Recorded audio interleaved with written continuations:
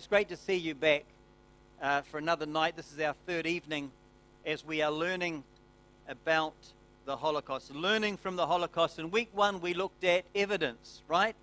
There is clear evidence that the Holocaust happened. So week one was evidence. Week two is trauma of a nation. This week, we are looking at deliverance. That is the liberation of the Jewish people. When I send out those who are on my email list, the links to these sessions, it includes not just what I have to say, but also all of the embedded clips that I play are in there as well. So it's great for a cell group or a household that want to know more and learn the biblical perspective of the Holocaust, okay? We've learned over the years how to do it and refine it to be interesting for an audience. When I did this 6 years ago, it was sort of like lectures. And an hour and a half of lectures, and whereas I was very enthusiastic, I realized it was a bit long for the audience, so we've changed things a little bit. All right? Okay, and I see already that people are actually watching those videos that have been put up. Deliverance. I'd like to start by reading a portion of Scripture from Isaiah chapter 14, and perhaps I've got this on PowerPoint, James. And we'll see if we can get that up there. You see, I'm taking the Holocaust and the Second World War and putting it into the context of this prophecy, okay? Now, I admit this is Nigel's interpretation. But hey, I'm the pastor and I'm here and I have the right to do that, right? Yeah. Okay, if God had have called you to give your interpretation on this, you would have been in my place tonight, but you're not, so I have to do it. Okay, but look at this as we read. The Lord will have compassion on Jacob. That's Israel, of course. Jacob is Israel. Jacob, the father of the 12 tribes. In fact, his name was changed from Jacob to Israel. And compassion doesn't come out of a vacuum. There was a reason for God to show compassion to Jacob because of the great and enormous tragedy that had just happened to him. The Lord will have compassion on Jacob. Once again, he will choose Israel and will settle them in their own land. I like that once again the Lord will choose Israel. You know, on the 29th of November 1947, the United Nations went to vote. And they put it to the vote, shall we allow the Jewish people to have independence? A nation state in Palestine. And there was a lot of toing and froing and behind the scenes manipulation and twisting on the political scene, on the diplomatic scene.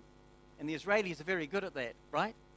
They're very good at behind the scenes coercion. They do a great job. They need to.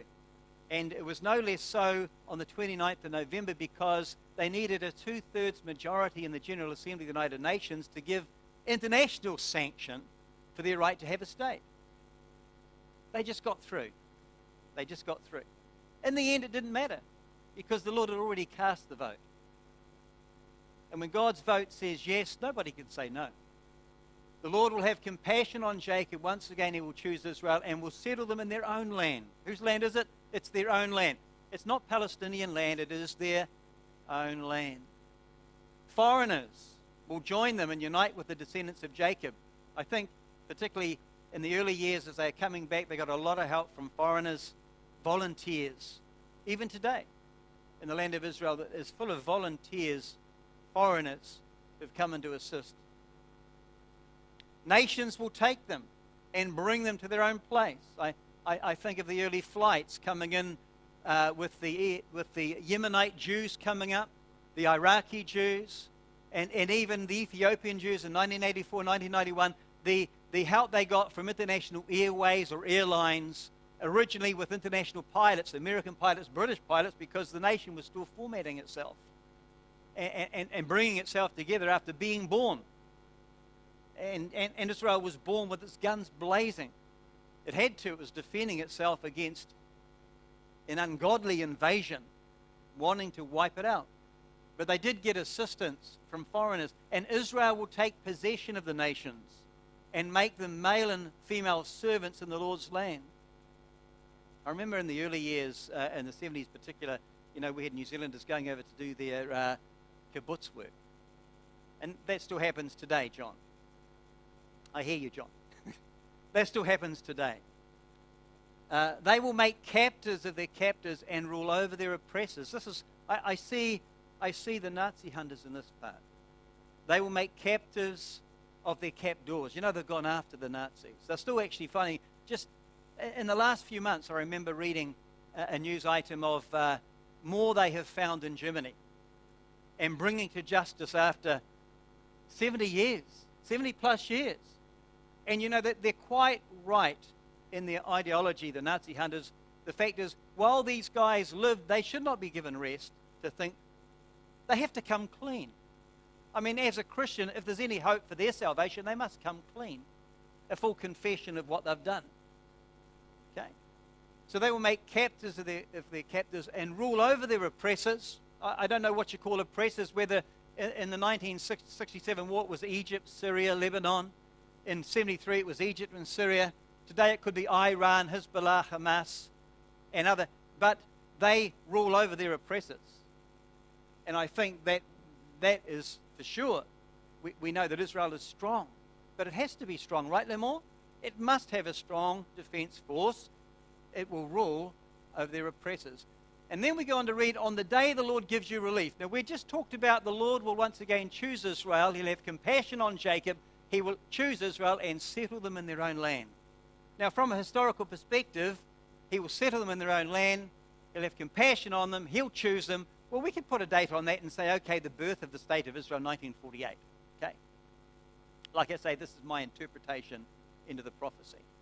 On the day the Lord gives you relief from your suffering and turmoil and cruel bondage, and from the harsh labor forced on you. I certainly see the Holocaust in this. These are the sketches of a guy called Alfred Cantor. Alfred Cantor was a Czech Jew who was a young man of 22, and he spent time at Auschwitz, at Theresienstadt first, in Auschwitz, and then he was forced on the death march into another camp in Germany at the end of the war. And Alfred, of course, because he had an artistic bend to him, he, in the displaced persons camps in 1945, at the end of the war, he decided to put into sketch form and into paintings the things he had witnessed with his own eyes, so that he could have evidence for himself, for others. This is what happened in the camps. And you see that Alfred has put in here the caption there, I think. Let me find it. The caption that he has there is, these are working girls, their hair cut off, nothing but rain and mud. And these are his comments at the bottom of his sketch, which you don't have on your screen. The few who were found capable of carrying out man-like tasks were kept in women's camps, barefooted in sub-zero temperatures. I'm saying this because we just read from Isaiah that on the day the Lord gives you relief from your suffering and turmoil and harsh labor forced on you. And again, this caption that Alfred has with this painting, he says, Sunday morning sport, he calls it. It is of advantage to head the group as the guard is in the rear. In other words, it's better to be at the front than at the back where the guard is. Labor has no use since there were no roads. The primary target was to weaken the prisoners' resistance. So he's saying they have to do all this harsh labor for nothing. The scheme was to wear them down, because they, as well as gassing them in the chambers, they were trying through attrition, through deprivation of food, malnutrition, and through harsh labor to wear down their resistance to disease, whatever, until they would drop. Okay? And Alfred has another one, this one here. Now, obviously, he's witnessed this stuff in the camp. This is Auschwitz.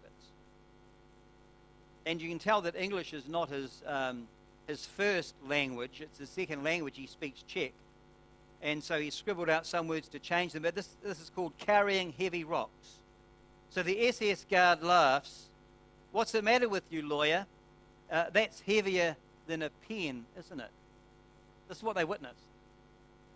Because we're talking about Isaiah's words where he said, on the day the Lord gives you relief from your suffering and turmoil and harsh labor forced on you. And perhaps one of the most poignant sketches is the sketch he's done of the naked woman going either to the left, which would mean to the trucks, which will lead them to the trucks which will lead them to the gas chambers, to the crematoria. Or if you're going to the right, you're going for further labor. They've picked that they can get some labor out of you before you drop. Just pointing out of the harsh labor that Isaiah was talking about. On the day the Lord gives you relief from your suffering and turmoil and from the harsh labor forced on you. Ethan Heiber was the biographer of the 6th Prime Minister of Israel, Menachem Begin, quite a famous Prime Minister. Menachem Begin was what we would call today a hawk, very much on the right, a true Zionist. And Ethan Heiber, in doing his biography, this is an educated Israeli. I don't know if you've ever heard of Ethan Heiber. Wrote the biography of Menachem Begin. And he wrote in his book, describing the harsh labor that his people, the Jewish people, suffered in the Holocaust, he said, and I quote, "Nazi Germany was undoubtedly the cruelest enemy the Jewish people have ever known." And when you size that up with what happened to them in Egypt, right? In Egypt, they were under bondage to the pharaohs, building the big cities and harsh labor. You think of other times throughout history, but there was nothing like this, the Holocaust. That's what Isaiah was talking about. On the day the Lord gives you relief from your suffering and turmoil and from the harsh labor forced on you, you will take up this taunt against the king of Babylon. Now, to me, the king of Babylon, again, interpretation from Nigel. Of course, we know human kings of Babylon. King Nabopolassar was the founder of the Babylonian Empire. His son Nebuchadnezzar came along and actually destroyed Jerusalem and the temple and ruthlessly slaughtered many Jews in their homeland before taking the rest of them into captivity into Babylon. Nebuchadnezzar, Nabonidus, I think, was his son. And Belshazzar was the last king of Babylon before Cyrus, king of Persia, came and took over Babylon. So this reference to the king of Babylon, I want you to understand something else, that there is also a spiritual entity, the king of Babylon. What I'm saying is that the same spiritual entity that was in Nabopolassar, the first king of Babylon, jumped from him to his son Nebuchadnezzar, and then jumped from him to his son Nabonidus, and then jumped from him to his son Belshazzar. And that's who I am saying we're talking about as the king of Babylon here. And then it jumped to others throughout history. Because what was the aim of Babylon? As far as the Jewish people was concerned, it was to destroy the Jewish homeland and to destroy the Jewish people. And that's what Babylon set out to do. And that spiritual entity that I just described to you, the king of Babylon, jumped from them. It's in a point of history into one called Adolf Hitler. And that's who I believe we're talking about, the king of Babylon, because what Babylon set out to do, in other references, the daughter of Babylon, the offspring of Babylon, would seek to complete and finish. The destruction that Babylon started, Hitler would seek to complete with the annihilation and the destruction of the Jewish people. So you'll take up this taunt against the king of Babylon, how the oppressor has come to an end and how his fury has ended. And by the way, just as a matter of interest, that's one of the earliest discoveries of a swastika found in ancient Babylon, Samarra, in I think the 2nd millennia before Christ. Just to point out that the swastika was not something that originated with Hitler. As I said, this is from Babylon. And the point is, we're talking about the daughter of Babylon in Hitler. Of course, the yellow star was not the original idea of the Nazis either. It had been tested throughout the centuries, and in ancient Babylon in the 7th century AD, the Jews in Babylonia were forced to wear perhaps not a yellow patch like this, but a yellow patch. Okay? So I'm saying to you that Nazi Germany was the daughter of Babylon. And we haven't got time to look at other scriptures, but we can do that at a later time. You'll take up this taunt against the king of Babylon, how the oppressor has come to an end, and how his fury has ended. You know, another alternative reading, and Jewish Bible scholars say that a more clearer rendering of that which you see underlined is how the exactor, the gold gatherer, has ceased. And so there goes some of this is a stash of Nazi loot they found in a salt mine in Germany at the end of Germany's reign, okay? This is a stash. And there was the silver, gold, coins, nuggets. In fact, Itamar, my other Jewish friend from Havelock North, his father, after the war, was carrying gold bars from one side of Switzerland to the other. He was a cog in a machine that was taking gold, I think, from Switzerland and feeding it to people who would give the Jewish survivors in displaced persons camps free passage to the ports in France so they could load onto vessels to go back down into Palestine after the war. And Itamar told me the other day, he said, my father told me, Nigel, that sometimes those suitcases would weigh between 20 and 30 kilograms. They were just gold bars. He said they were very heavy. But this is what the Nazis were doing. They were storing gold. They were refining everything down. This is from the Buchenwald concentration camp. These are gold rings taken from the prisoners. And of course, you know the history. They took even the gold teeth fillings from the Jews and from others, and they melted it down. And this is what I think the prophet was saying in this verse here. How the exactor, the gold gatherer, has ceased. We go on to read, the Lord has broken the rod of the wicked, the scepter of the rulers, which in anger struck down peoples with unceasing blows, and in fury subdued nations with relentless aggression. I think that will do. And I want to end on this note. All the lands are at rest and at peace. They break into singing. Remember we looked at the first verse, the Lord will have compassion on Jacob. Once again, he will choose Israel and settle them in their own land. But we just read that it would be through a time of struggle. Okay? We talked about the exactor of gold, the harsh labor, this entity called the king of Babylon. And now we're saying all the lands are at rest and at peace. They break into singing. In the context of World War II, this is the 8th of May, 1945. We know it as VE Day, or Victory in Europe Day. Some of the pictures, this is all the lands are at rest and at peace. They break into singing. I heard one television commentator talking about the end of the war in Europe, and he described it in these words. Let me find it. He said, the end of the war in Europe resulted in the greatest outburst of joy in the history of mankind. That was his explanation. And I've heard stories from those who were alive in those days, and that's pretty much what they were saying. All the lands are at rest and at peace. They break into singing.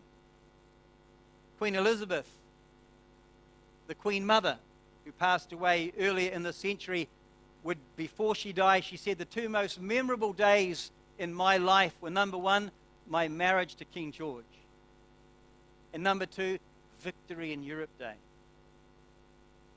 Winston Churchill said on that day to the British Empire, including New Zealand, he said, in all our long history, this is our greatest day. The prophet Isaiah simply said, all the lands are at rest and peace. They break into singing. And so we have this has to sort of be balanced. This is one side of the end of the war, is the victory, the celebration, but the other side is this, the liberation of both death camps and concentration camps. This is the liberation of Dachau, one of the main Nazi concentration camps. The pictures I'm showing you are the best side. This is the best side of Dachau. It's been liberated, okay? And of course, these guys are happy they have been liberated. Dachau in colour from 75 years ago. I didn't want to get too graphic in what I showed you, but that's the most graphic I'll show you tonight.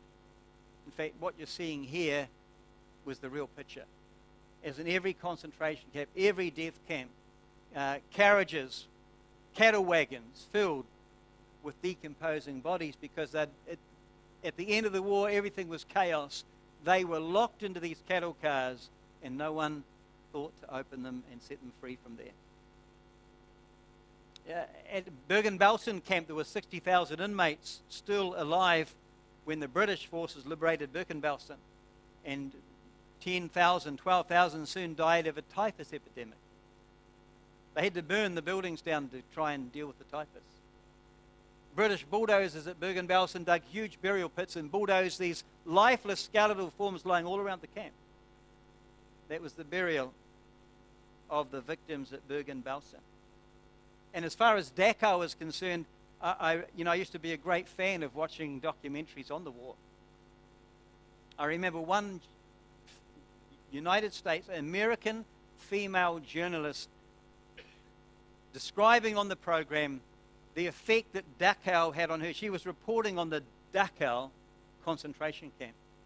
And she said, after visiting Dachau, I went back to my hotel room, locked myself in the room, and for 3 days, she said, I cried and I wept for the human race, because what she had witnessed at Dachau.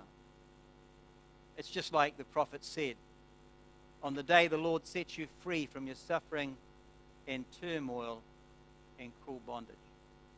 We're talking about deliverance tonight, liberation. And I think we could show that first clip. Thanks, James. This is liberation from the United States Holocaust Memorial Museum. They put it quite well.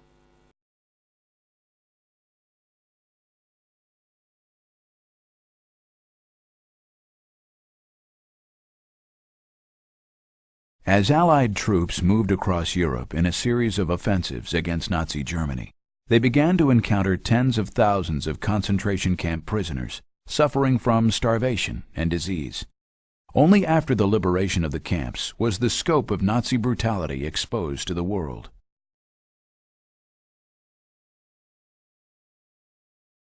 Soviet forces were the first to approach a major Nazi camp, reaching Majdanek near Lublin, Poland in July 1944.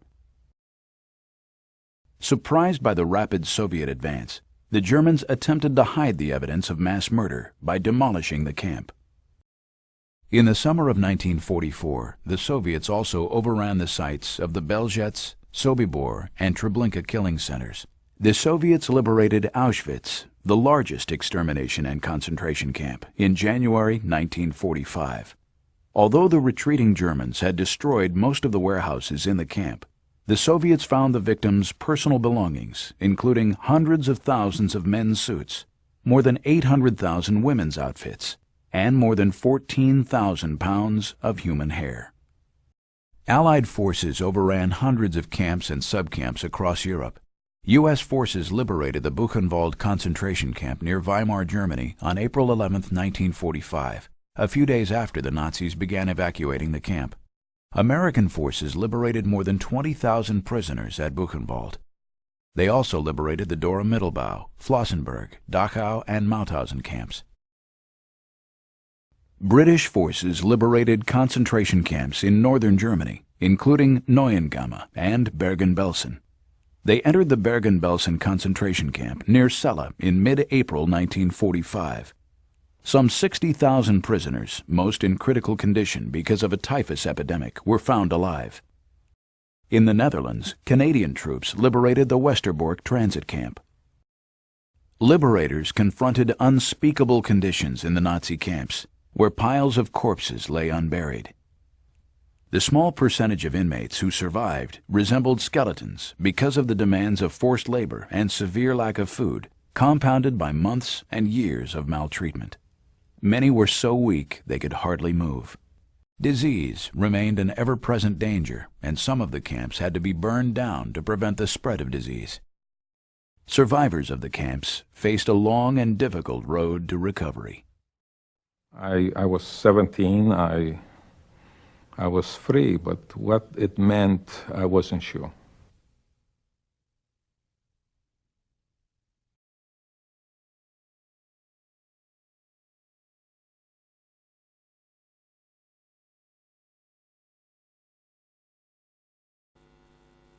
pretty hard to imagine what freedom would be for those people, because you hear a story soon.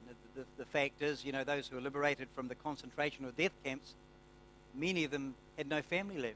Their family members had been decimated, exterminated. And so I have no doubt they were glad to be free. But what did freedom mean for them? I think for the Jewish people, the fact that there would be a Jewish state that they could build gave them a breath of hope. I remember hearing the story of an American liberator going through the Buchenwald death camp, concentration camp. And he said, as I walked through the barracks, I heard a voice behind me. And I turned around and I saw a living skeleton talk to me. He said, thank God you've come. Thank God you've come. And he said, that was a funny thing. Have you ever talked to a living skeleton that's talked back to you? And he said, that's exactly what I was doing. I would like to talk actually a little bit about the part that Allied forces played in bringing about liberation. And New Zealand certainly has something to be proud of. Recently at the United Nations, New Zealand has not been good to Israel, and some of the resolutions that we have voted for, which have been anti-Israel resolutions. But I must say that the early history of New Zealand's support for Israel, and particularly its part in World War II in ensuring both the security of Palestine, where the Jews were held up, and helping in the deliverance of the peoples of Europe, it is something that we as New Zealanders can be proud of. You see, the prophecy it starts in Isaiah 42 and goes into 43, but I just haven't got time. I haven't got the time to delve too deep into that, except to say that in chapter 42 of Isaiah, and you won't put this up, James, because it's not on my PowerPoint, but in Isaiah 42, and I'll just read one or two things that certainly speak to me of what we saw in Europe. So I've got here the first part of the prophecy. It's the whole prophecy generally in relation to the Jewish people, but that part in Isaiah 42, 21 to 25 is specifically, this is my interpretation, remember Nigel's interpretation, this is specifically relating or talking about the Jews of World War II Europe. And for example, we have expressions in there like in verse 22, this is a people plundered and looted, all of them trapped in pits. They were trapped in pits because the pits were traps. We showed you the pit at Auschwitz, Birkenau. Remember those stairs leading down to the undressing room? And in those undressing rooms, they had their deceptive plan to try and tranquilize the victims so that the victims would not have a sense of the danger their lives were in, because it would create a panic and a rebellion as people would want to fight for their lives. So they had to try and subdue them and pacify the crowd with deception. And in those underground bunkers that I showed you last week, part of this deception was the fact that there were coat hooks in those undressing rooms, each with numbers, and Nazi guards saying, now remember the number of your coat hook, so that when you come out, you'll be able to come and get your clothes. And some were given cakes of soap and towels, all to pacify the victims. Others were told on the ramp at Birkenau that, don't worry, we'll look after you. We're sorry about the big mess. Look at the mess on these trains. This is not the German way. We will treat you properly. First, let's get you all showered and bathed, and then we'll feed you. All part of the plan to pacify. So they were trapped in pits because the pits were traps. That's what it's saying to me. We go on to read in chapter 43, and I say that these verses are specifically talking about the Jews of World War II Palestine. Because during the Second World War, there were 550,000 Jews held up in Palestine. Do you know those Jews in Palestine were sitting on the edge of their seats and holding their breaths because the Nazi menace was coming closer to them from Libya over the sands of Egypt in North Africa and getting closer to the southern gateway into Palestine. And there was another threat actually up the north in the Caucasus at Stalingrad, because Hitler was attempting to try and overrun the Middle East, which would have meant the extermination of the Jewish community in Palestine, Israel. Here it's Israel. So we look at the map there, we read in the scripture, listen to this, but now this is verse 1, and again I'm not putting the words on the screen, I'm reading to you from the NIV. In verse 1 of chapter 43, but now this is what the Lord says, He who created you, O Jacob, He who formed you, O Israel, fear not, for I have redeemed you. I have summoned you by name, you are mine. When you walk through the waters, I will be with you. Remember when they walked through the waters? The Red Sea, Yam Suf. The Red Sea, they walked through the waters. So we're reminded of the time when Israel came out of Egypt on their journey as a nation to the promised land. When you walk through the waters, when you pass through the waters, I will be with you. And when you pass through the rivers, they will not sweep over you. Remember the Jordan River piling up as the children of Israel crossed the Jordan into the land of Israel, the promised land proper. Okay? So we're reminded of the children of Israel coming home. And then he says, when you walk through the fire, you will not be burned. The flames will not set you ablaze. Certainly if there was a word to describe the Second World War, the Holocaust, it would be fire. But God, even though 6 million did perish, God says, as a nation, the flames will not set you ablaze. You'll pass through this on your way to the promised land. He goes on to say, for I am the Lord your God, the Holy One of Israel, your Savior. I give Egypt for your ransom, Cush and Seba in your stead. It is interesting in the context of World War II. When we look at Egypt, the battles that took place in Egypt and what is called Cush and Seba. Egypt, of course, is where number 2 is. The Battle of El Alamein was the big Allied battle against the Germans in North Africa. New Zealand and Australian divisions, the Anzac troops, were very much a part of this British and Commonwealth battle to protect the Middle East from the Nazi menace. These days in 1942, as you see, there were 2 battles at number 2 at El Alamein. The first battle was where in June 1942 the Allied forces managed to halt the rapid German advance toward Palestine. And there were 13,000 British and Commonwealth casualties. Blood that was spilled on the sands of Egypt. New Zealand, actually, the division with the greatest casualties was the New Zealand division. 4,000 casualties at El Alamein. But this was the vital battle that stopped the German advance coming into Palestine. 550,000 Jews holding their breath in Palestine, because what came out at the beginning of this century in information that was uncovered by 2 German historians was that the Germans had in Athens in Greece an Einsatz Gruppen killing squad standing by in Athens. It was called Einsatz Group Egypt. And their job was to join Erwin Rommel and the Germans in their invasion of Palestine and to carry out in Palestine what they were carrying out in Eastern Europe, the liquidation of the entire Jewish community of Palestine. Did you know that, Limon? Einsatz Group Egypt.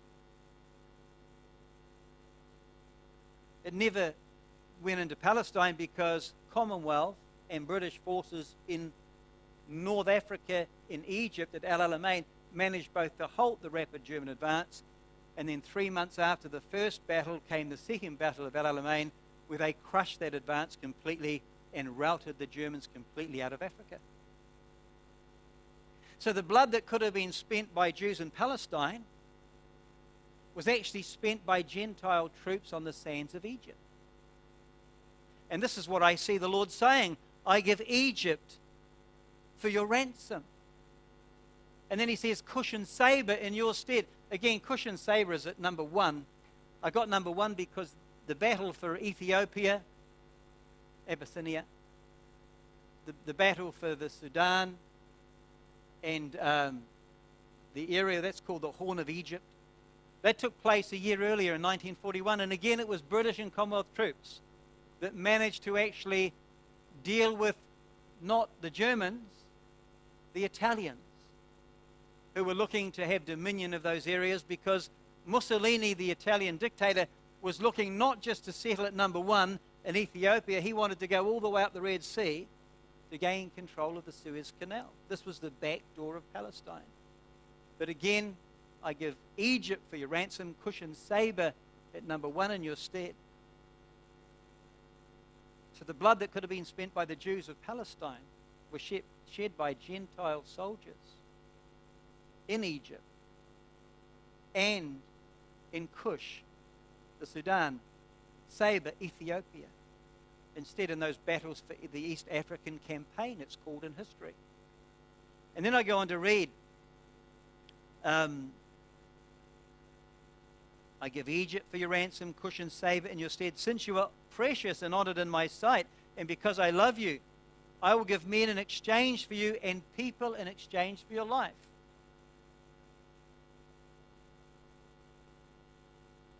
So what those battles did that I've just explained to you, they secured that southern doorway into Palestine, and they sealed that for the Jewish community of Palestine.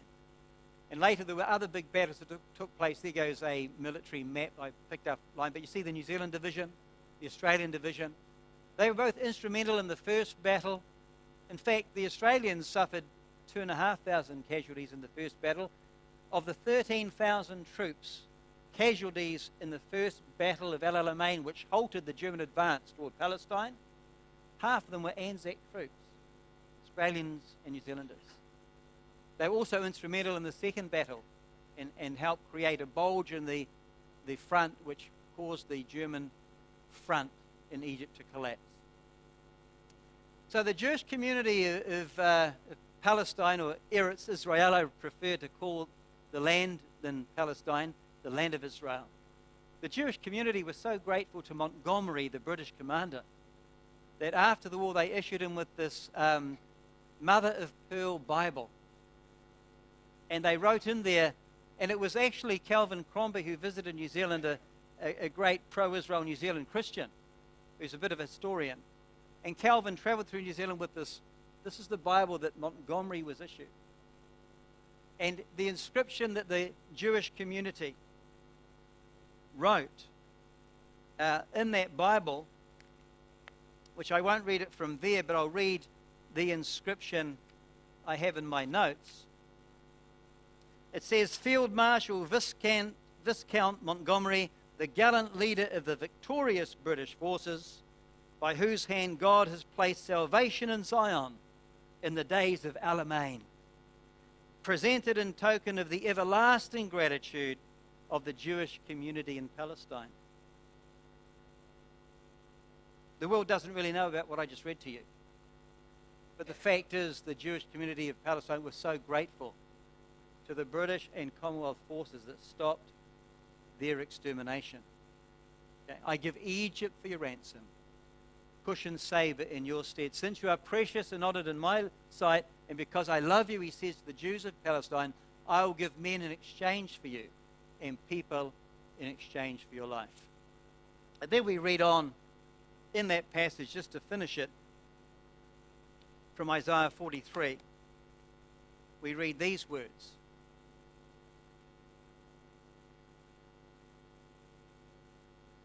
Do not be afraid. And then it goes on to talk about, straight away, straight after the battles that I've explained to you, immediately after it talks about the regathering of the Jewish people, which we have witnessed in history. This is Nigel's interpretation. He says, do not be afraid, for I am with you. I will bring your children from the east and gather you from the west. I will say to the north, give them up. He says, I will say to the north, give them up. Even that remnant of Jews who survived the war, God was saying from heaven, give them up. I will say to the south, do not hold them back. Bring my sons from afar and my daughters from the ends of the earth, everyone who is called by my name, whom I created for my glory, whom I formed and made. Nigel's interpretation of Bible prophecy. All right. What I'd like to do now, I do have a clip to show you. This is a good clip I picked up the other day of a survivor who survived the war and survived the concentration camp. And he's got a cute little story. This is number 3 on your file up the top. I had nightmares, of course, for I would say for a couple of months. You know, waking up thinking that I'm still in the camps. And I was so happy that I was in a real bed.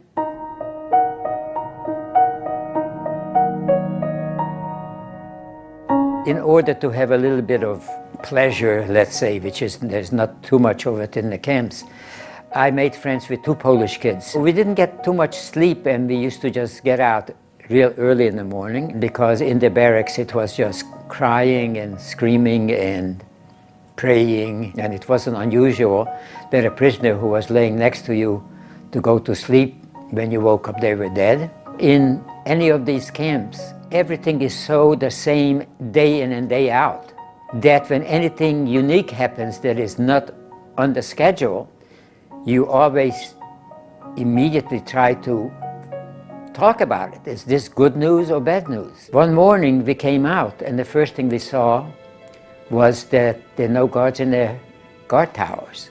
So we are sneaking between the barracks towards the gate, and lo and behold, nobody's there. So we get enough courage to go to the gate, and we notice there's a heavy chain with a padlock on it, and it's a very, very foggy morning, and we are just dumbfounded. All of a sudden there's a break in the fog, like a mirage, and all you see is 2 horses with a horseman. As he's coming closer, one of the Polish kids says to me, "Look at his hat," and it was a red star, a Russian soldier. He comes to the gate, and he says, "I'm advance guard, nobody can leave the camp, because there are all sorts of diseases, you're full of lice, and you haven't been washing for months." But he says, as he takes out his gun, shoots off the padlock, doctors will be coming, medication will be coming, food will be coming very shortly. So the 3 of us, as fast as our skinny legs can carry us, we go to every barrack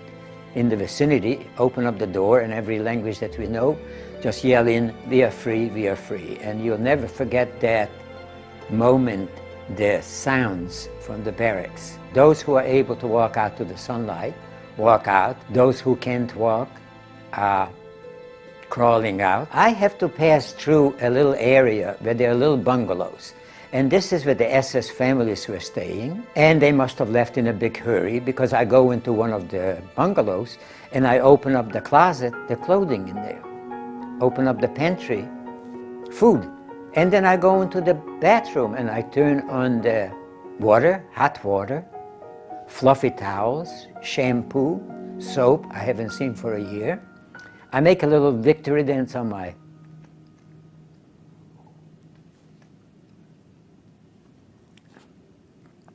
prison uniform, get in there and take my first hot shower in a year. It's wonderful. I'm trying to have as many happy moments as possible. At my age, you know, you can't take any chances. Well, you know, we've got a special guest in the house tonight, and it is my pleasure to introduce again a very good friend. Taught me a bit of Hebrew. And Limor Strong is Israeli, but you're New Zealand citizenship now, Limor? She married a New Zealander, that's why she's here. Kerry is her husband. And she has a story to tell us about how the Holocaust has affected your family. So give her a very warm hand as she comes up here.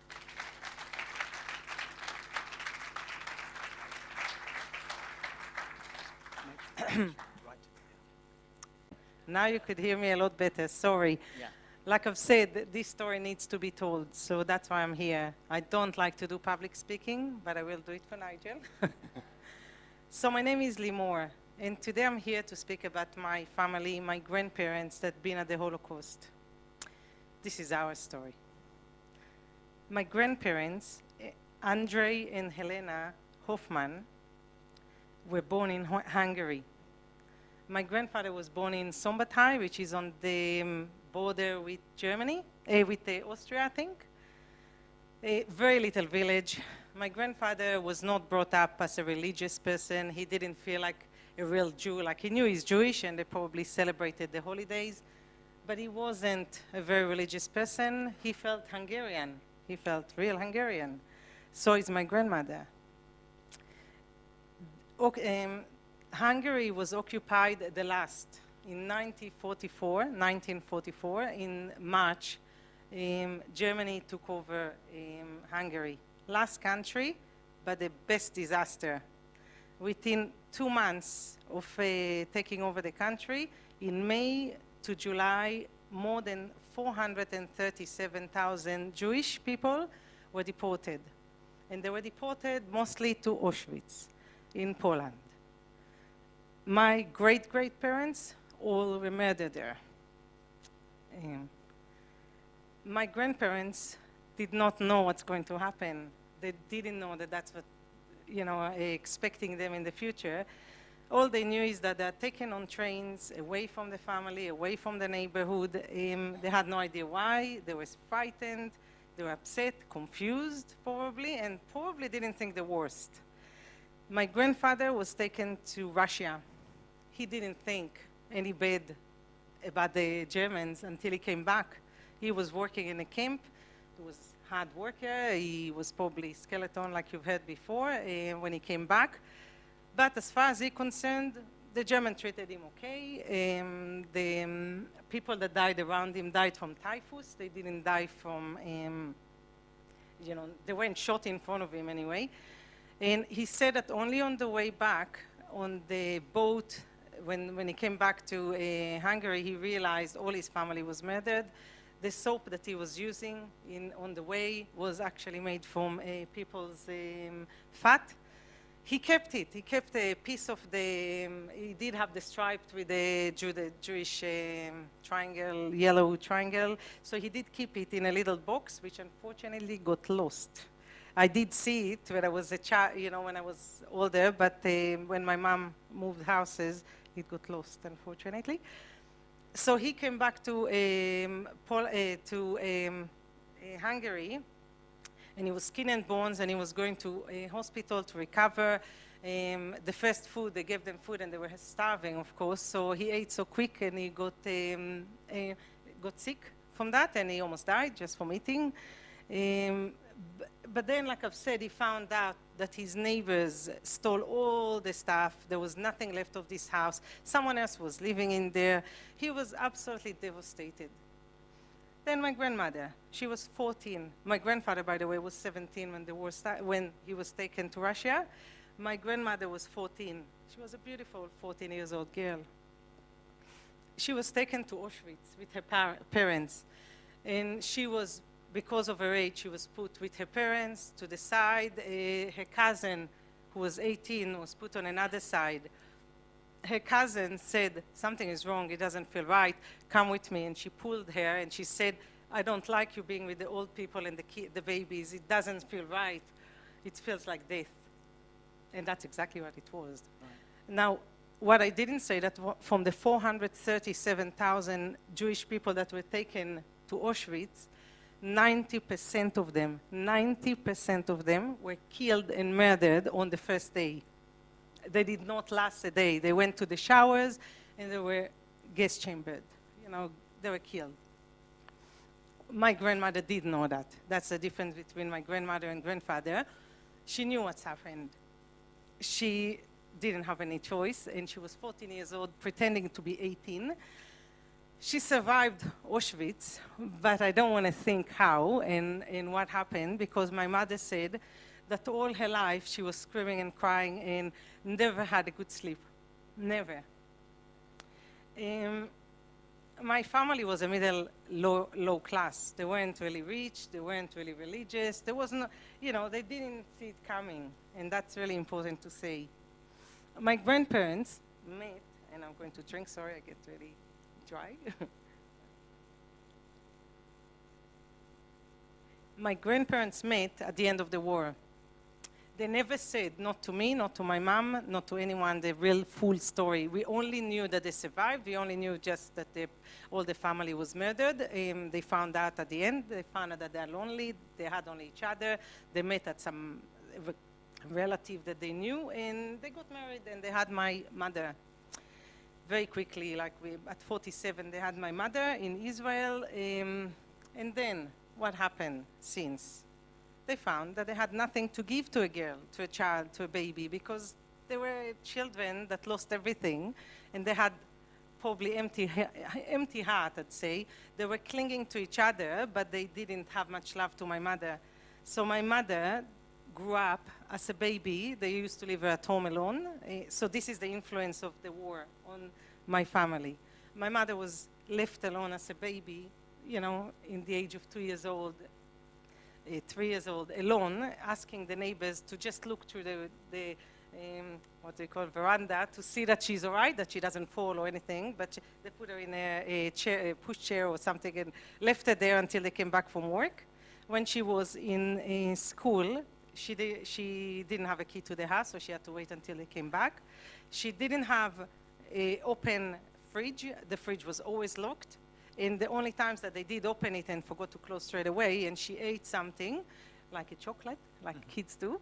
Her parents, her father in particular, broke all her dolls and ruined all her toys because she ate chocolate without asking. This is the scars that they had from the war. Like I've said, my grandmother had nightmares all her life. My grandfather was a very, very staunch man, very tough, and he stopped believing in God. He said that if there was a God, it never would have happened what happened. Not, you know, all his friends, all his class, all his cousins, everybody was murdered. And he said if there was a God, it never would have happened. So since then, my grandfather became a rebelling against God, and I think he had almost like a game with God all the time. When my grandmother passed away, and she passed away pretty young, in her 50s, my grandfather decided that you're not sitting 7 days, and you're certainly not going to stop the TV. And he said, we're going to have music, and we're going to dance, and that's it. We're going to show God that we are doing it different. But the funniest thing is that he didn't believe in God, but when he was on a deathbed, all he's done is cried for God. He didn't talk to my mom, didn't talk to anyone, but he cried for God. And in Hungarian, not in Hebrew anymore. What else? As grandparents, I didn't know them, by the way. I only met them when I was 18. My mom, who had a very terrible life, as you can imagine, very cold, very not loving, fell in love at the age of 17 with my father, who was Iraqi, who was warm, who had a big family, who was really in their house. The fridge was always open and there was always food on the table. She fell in love and married at the age of 18. Her father said to her, if you're going to marry an Iraqi at the age of 18, I'm cutting you off, I don't want to see you again. And he kept his promise. And for 18 years of my life, like I was about 18 or 17, when I met him, I didn't know my grandparents. I didn't have grandparents because for my father's side, they passed away, and for my mother, they were alive, but they didn't want to know us. I think I was about 8 when I said to my mother, I want a grandfather, I want a grandmother, I want to talk to them. And she said, oh, but they don't want to know you and they don't want to know us. And I said, oh, no, he will know me. So I got his number and I called him. He changed his name from Andre to Zeev, which is a wolf. And he answered the phone and he said, who are you? And I said, I'm your granddaughter. And he said, I don't have a granddaughter. And I said, yes, you do. I'm your granddaughter. And he said, no, I don't have a granddaughter. And he hanged on me. And I was like, he did hang on me. And I thought of calling again. And I thought then, I was 8. And I said, oh, I don't need a grandfather. I can live without a grandfather. But then when my grandmother died, we came to the hospital because we found that through the hospital, she said she has a daughter. And we came over and I said, I want to know my grandfather. And the first thing he said to me, something in German. He said to me, oh, you're all schwarze, which means dark. You're all black, you know, you don't look like they're Hungarian. They were blonde, blue eyes. And that's the first thing he said. And what I'm saying is we're talking about damaged people that didn't have, I don't know, the view of life and the world is different than ours. He did have a very close bond for me. So I knew him at 18, and since then we had a very strong bond. he still didn't tell me the story of the Holocaust. But one thing that he did say is that he lost a lot of years with his daughter. He had only one daughter. I didn't say, my grandmother had 17 abortions after my mother. She went to, one time after another, she went and asked to abort. She did not want any more kids. They didn't have contraceptives at that days, so she did not want children. She said, I cannot have any more children. I do not have anything for children. And that's how my grandmother brought up, and this is my mom, who still, I think it's nice that she had my father, because my father family didn't have the Holocaust and they were different. So this is us, this is my story, and I think it is important to be told, because when I was in university, I've read that someone in Germany wrote an essay about that the Holocaust never happened. It never happened, and he had theories and explaining and theses and proving it, that it never happened. So I'm here to tell you it did happen. I've lost my whole family from my mom's side because of the Holocaust. So that's why I'm here today. Thank you. Fantastic. You can ask me questions. I just want you to tell them that when your grandfather sorry, died, tell them about what you found in his room. I forgot to say that. When my grandfather passed away, my father came. When my grandfather passed away, my father came to clean the house, and he came to tidy, to renovate it. And he found, and I was in his house because I said I made a close bond with him in the years that I did know him. I've been in his house many times. I've never knew that. When my father came, he cleaned under the bed, and he found hundreds of cans, food cans. Cans of food, yeah. Hundreds, which all of them had the date that he bought them. And my father was just horrified. He said, hundreds of cans. And that's only to show you that my grandfather was scared of starvation. He was starving in the Second World War, and he never, ever wanted to starve again. Also, something that I didn't say, he was eating any food. In their house, they didn't throw food. They ate moldy food. If food got moldy, you eat it. My grandfather showed me, you just take it, you just take it aside and eat it, because you don't throw food. When you starved once, you never throw food. That's what he said. Yeah, very sad. Fantastic, Limor. Thank you so much for sharing with You're us. welcome. Yeah. Did you want to ask any questions? Does anyone have a question they would like to ask Limor? Maybe in hearing the testimony, you've got an inquiry. You can see the effect that the Holocaust had upon the psyche of a whole people, the Jewish people, right? And when you hear this story and many others, you realize, well, no wonder they have to be a strong nation with an Israeli defense force that is going to make sure that, and their catchphrase is, never again will it happen. You can understand why. And we were brought upon it that we have to make sure that it never happens again, and we have to tell the stories and the testimonies so that nobody will ever come and say it never happened, and nobody will ever repeat this, because they were slaughtered. They were slaughtered like lamb, and there was no way this will happen again to anyone, not only to us. So. And you know, there's a promise in the Bible that God says, I will plant Israel in their own land, and never again will they be uprooted from the land I have given them, says the Lord your God. And I think we proved it in the wars, like the first war that you said, straight away when we got the country in 47, 48, we had a war with all of our neighbors, and we were meant to lose because we were very few and there were so many, and God obviously saved us. There was no way that we could have won, and we won, you know, and we did, so. Thank you so much for coming and sharing with us, Limor. God bless you. Yeah, right.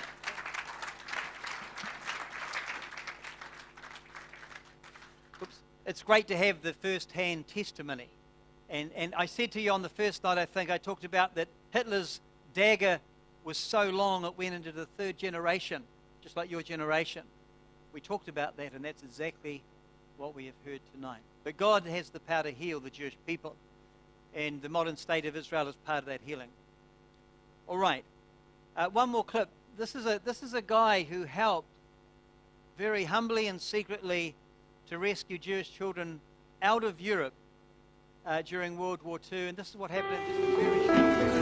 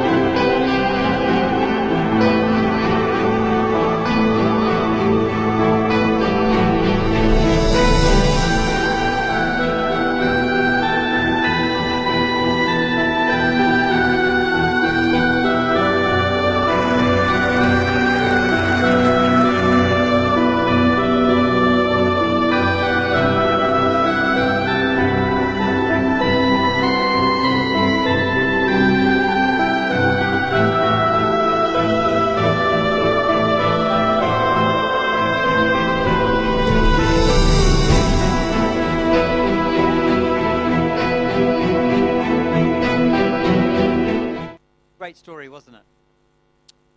Now, let me just close tonight. We've got Linda Cook coming to share very briefly about her wheat sow. I've given Linda a spot, right, Linda? Because this is a great supporter of Israel right here, another friend of Lemore and a great friend of mine.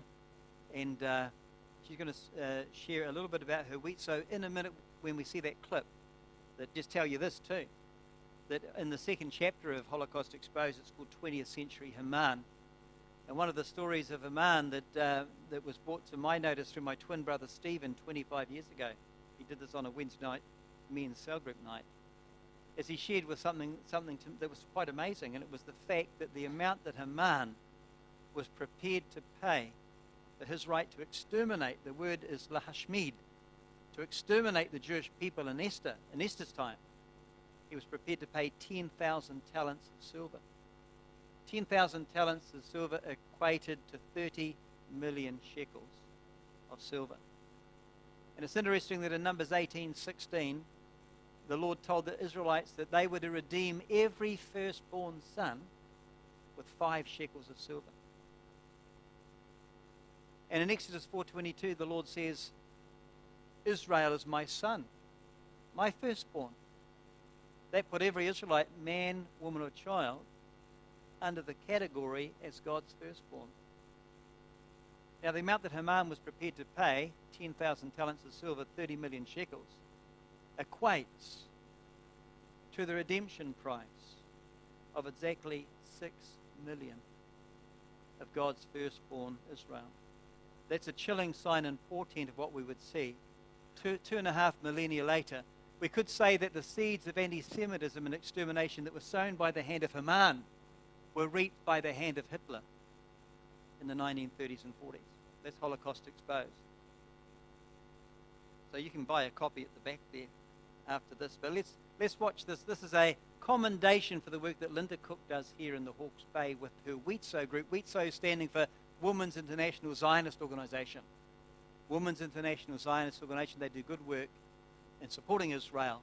And this is a commendation from the head of the Wheat Sow from Israel to you. So let's put that on.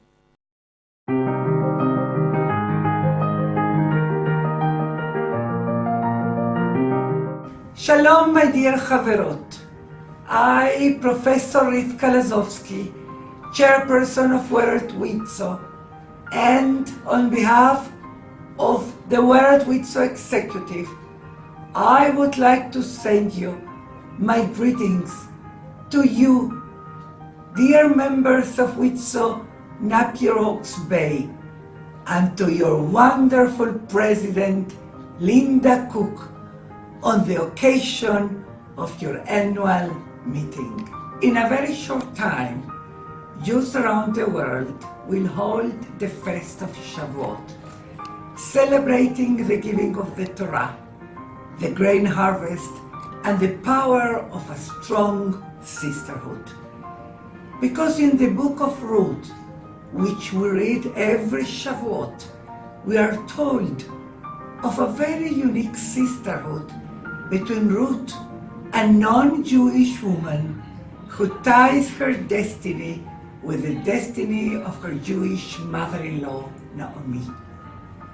To me, Ruth represents women like you, of great courage, devotion, and faith, who dedicate their life to supporting the people of Israel and to building bridges of goodwill between members of the Jewish and Christian faiths.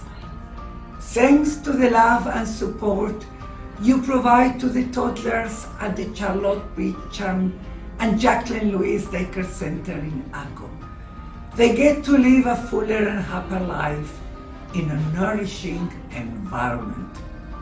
I would like to thank you for being part of the wonderful Wheat Sow cause and for your prayers for the security, for the well-being and the protection of Israel and the Jewish people.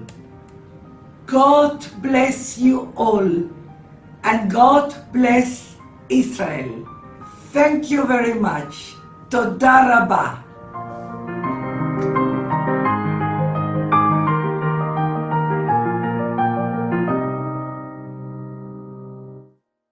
Right, let's welcome Linda as she comes to talk to us.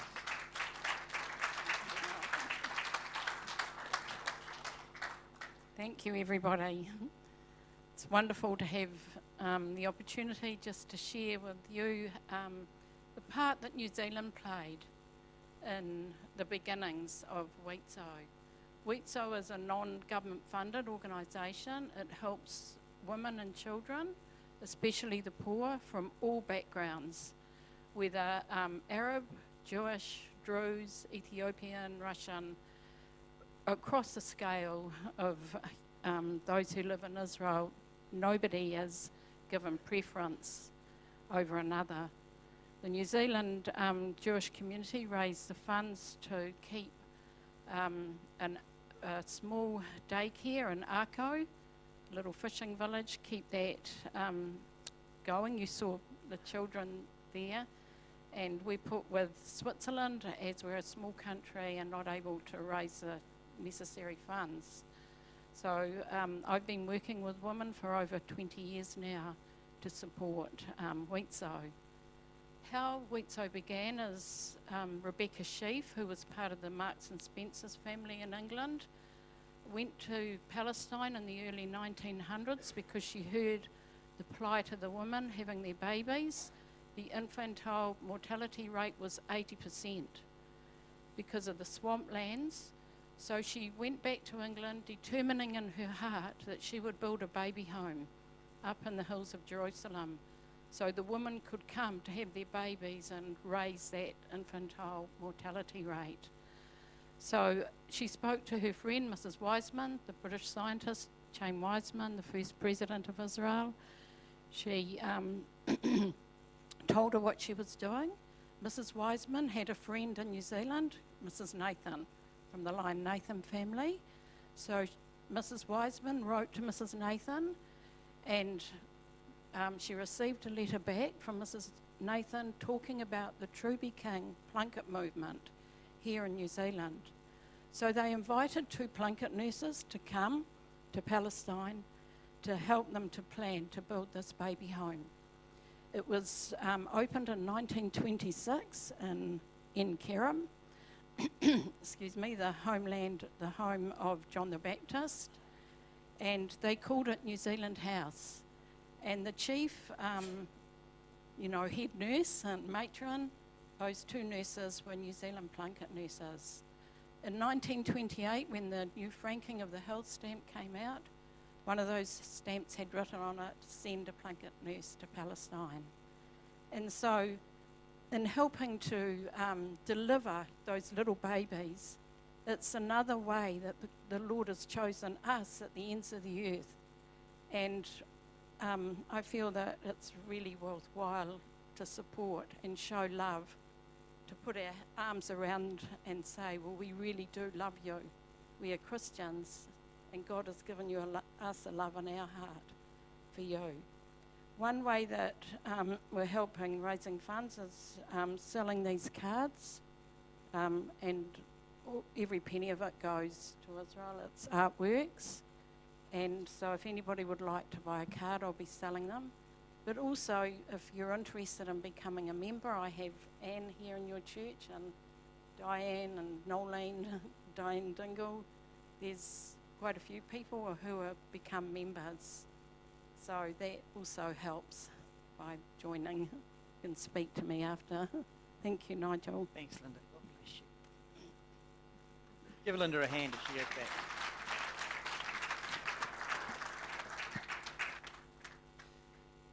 Thanks, Linda, for the work you've done for Israel in Hawke's Bay over the years. You've been a real, stalwart of support and for the work you do with WITSO. So visit the table down the back there that Linda will be looking after. And thank you again, Lee Moore, for coming to us. Last week what we did in this meeting,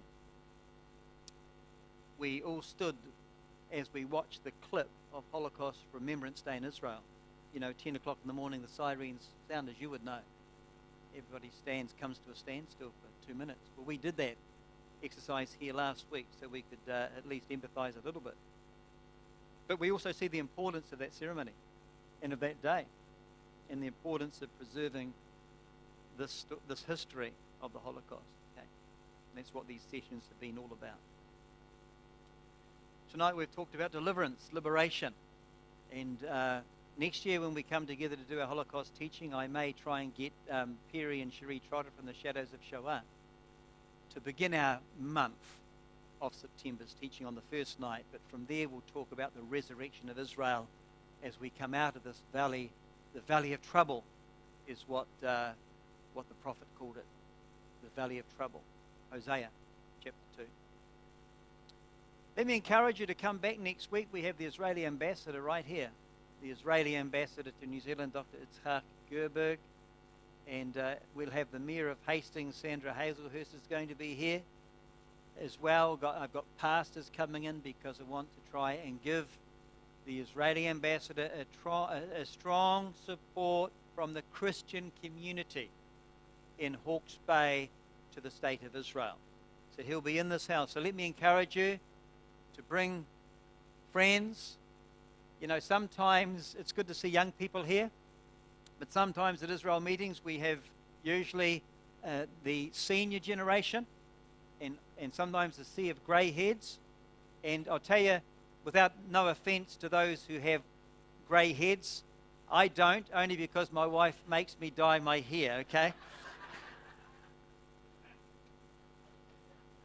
Yeah, so I'm not as young as you thought I was, but I'm not stupid enough to tell you how old I am either. But I'll tell you what, part of the problem with the generational gap in these Israel meetings that I've seen up and down New Zealand now, part of the problem is that the senior generation have in some way perhaps just forgotten to take them along with them to these meetings. I think perhaps it could be as easy as that, because each one of you has influence over your children, your adult children. You have influence over your adult grandchildren now. Why don't you bend some arms and use some of your influence? If that influence includes a visit to McDonald's on the way home. But why don't you use some of your influence to bring those young people into this house next week? Next week is because it's an important message. Hey, we have the Israeli ambassador to New Zealand coming to this house. So let me encourage you to do that if at all possible within your sphere. But it's an open meeting for anyone who wants to come. But just don't advertise this meeting on social media. Israeli security won't be happy about that. But by word of mouth, email's fine. Okay? But let's fill the house up. Got pastors coming. Pastor Sarge is coming next week, aren't you, Pastor Sarge? Yeah. And a few other good key pastors. Why don't you stand? Would you do that? And I will close our meeting and invite you to stay for supper. Thank you very much for your support. These meetings are important as part of the mission of our church is not only to the Jew first, but for the protection of Zion we speak up. And this is all part of that. I hope you've got something out of the last 3 nights. Next week will be special with the Israeli ambassador. Also coming tomorrow in the mail is an exhibition is coming that you'll find around the walls next week. And I think it's an exhibition of the righteous among the nations. That is those who helped save Holocaustic survivors, like the man Winton we saw. I don't know whether he's one of them on the exhibition, but just like that. So come along and you'll have a good time next week. Let me give you the priestly blessing. Aharon was given this and the priest to give to the children of Israel. And tonight it's our privilege to receive the blessing. The Bible says, and I give it to you, the Lord bless you, and the Lord keep you, and the Lord make his face to shine upon you, and be gracious to you, and the Lord turn his face, lift up his countenance upon you, and give you peace. That's shalom to you.